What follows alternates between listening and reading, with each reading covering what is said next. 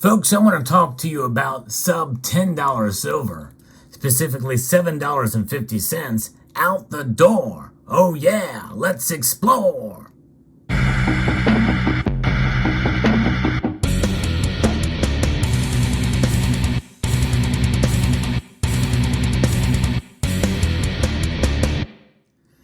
This silver medallion or silver coin or silver round, depending on how you look at it, it is a Mexican Libertad. It's the old school variety, and it's not just any old school Mexican silver Libertad.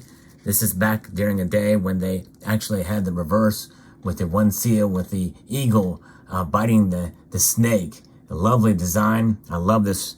This is technically the obverse from what I understand. I love this obverse design better than the new Libertads. I also love the diameter. These are smaller diameter with edge lettering. I'm not going to take it out of this 2x2. And I'll tell you why. No, I'm not going to tell you why. I'm going to show you why. $7.50. That's right. For this 1985 Mexican Libertad. And this is a beauty. In fact, I think I bought this, if I'm not mistaken, just after they changed the diameter and the design of the Libertads. If it wasn't at that time, it was a little bit before or a little bit after. But nonetheless, there was a time when silver traded for a lot less. And you know what? The lesson we can take from this, $7.50 silver out the door. What is the lesson we can take from this? That lesson is that, it's going to pay off in the end. And I've done a video about it recently, essentially how silver will have its day. And really, what does that mean? The very fact that this thing is a beautiful piece of silver that has lasted for all of these years in this flip, originally was to be sold for me for $8.25. I got myself a 75-cent discount on this thing. I don't know how that matches up to I don't know what the premium, I don't know what the spot price of silver was at the time. It probably was $6 maybe. I don't know, maybe, perhaps. Maybe $7. I don't know. But nonetheless, it was under $10. That's pretty good. And the thing is what does $7.50 silver look like nowadays? Well, this seems like I got a steal on this. What a great deal. But what was $7.50 like back then? Well, it very well could be $20 today, or it could be $25 today. I haven't actually done the research to look that up. I might have to do it. I'm not going to do it. I'll let you do it. There are websites you can go. You can plug in $7.50 on an inflation adjusted website to see what dollars were worth back then. I'll let you post in the comment section below. That's what I love about this audience. Some of you are great at providing stuff and facts that I may not get to. In fact, this video is just pretty much off the cuff.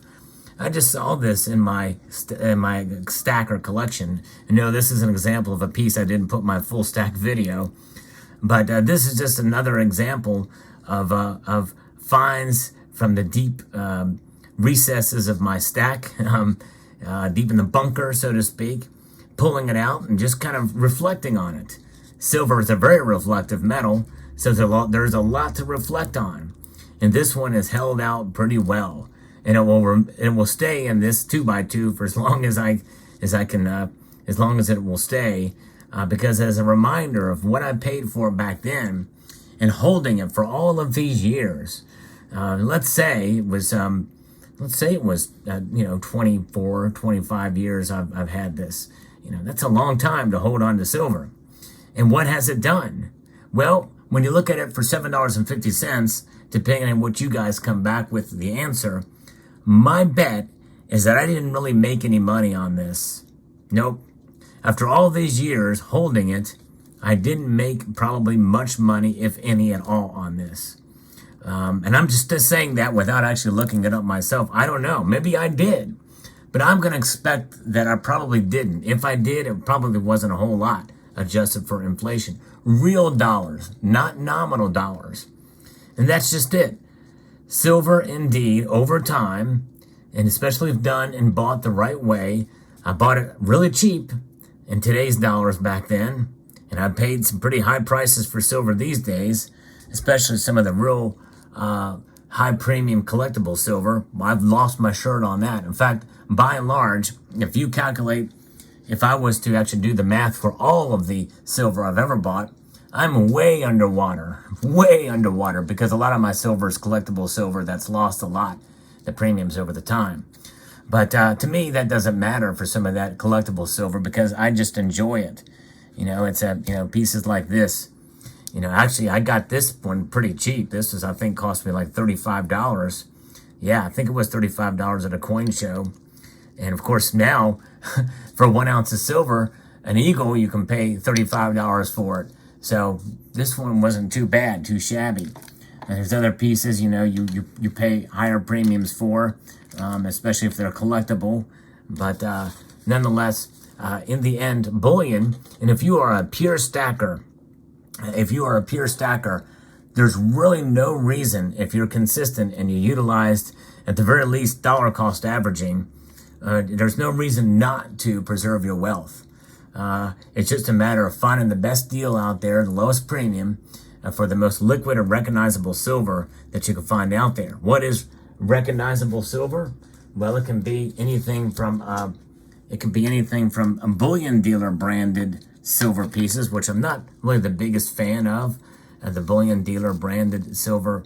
I love this side. I'm not a big fan of this side, but it is known by a branded bullion dealer. There's those, the APMEX rounds, some of the bars that you see from other silver institutions, and then also it can also mean, your old tried and true silver buffalo. Oh yeah, your tried and true silver buffalo. These silver buffaloes, some of them don't even have a branding on them. This is not generic, by the way. Well, I guess generic products out there at the grocery store do have brand names on them, but they're off brands. And that's really the idea of what off brand is. Really, generic would mean it doesn't have a brand on it. This one has a brand on it. It's privately issued silver bullion around. Even if it didn't have a name on it, it says silver on it, and it can be tested pretty easy. It has the purity and the weight on it, and that's the most important thing. And then you have other sovereign pieces that are out there, such as your Britannia, other coins that you can buy, complete with milk spots and the like on them. But hey, they're recognized by a sovereign nation. And that's exactly, by the way, what this Libertad is. It's recognized by the government of Mexico. And so it does not matter. You find the cheapest price possible for the lowest premium and recognizable and liquid silver. And that's what it's about. Silver that is, and by the way, when I say liquid, I don't mean the kind that you melt it down and sell it in a pot. That's not what I mean. It means it's easily sellable to whether it's a financial institution or a peer-to-peer, a bullion dealer, local coin shop, pawn shop, that type of thing. When it's all said and done, that's what it boils down to. You want to find something that's liquid, you can sell it easily and quickly. And so that's what it is all about. But it's about holding it long term, by the way, too. Buying it and holding it long term.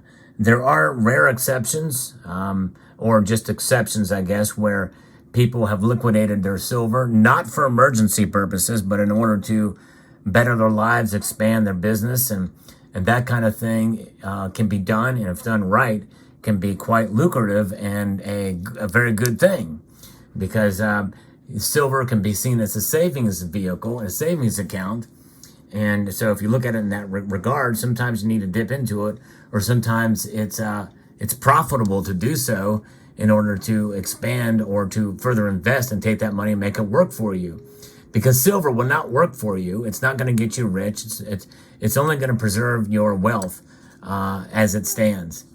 So that, with that understanding, going back to the lowest common denominator, which is this Silver Libertad here, this thing did not earn me a profit, likely. And I'm speaking somewhat out of turn because I don't know what those numbers are going to come back. I'll let you look that up for me. Let's say I made $2 on it, okay? Let's say I made $2. You guys come back and say that I made $2 on it. Well, that $2 is probably gone with some other purchase I made later, and I dropped and the price dropped immediately after that purchase, or what have you. I've lost money. I've made money on certain silver products. In the end, it's a wash, and that's really the bottom line. That's why dollar cost averaging works. At the very least, at the most, you can adjust that strategy a bit and buy a little bit more during a dip, and even a major dip. You can buy a little bit more. And if the price just spikes up dramatically in a given day or a couple of days, yeah, maybe there's a time not to buy at all, so that doesn't hurt your bottom line and your dollar cost averaging strategy. So there you have it. Let me know what your thoughts are in the comment section below. Hope you found this video insightful, informative, and educational, and somewhat entertaining. I'd like to extend a multitude of gratitude to you all and encourage you to please rate, share, comment, and subscribe.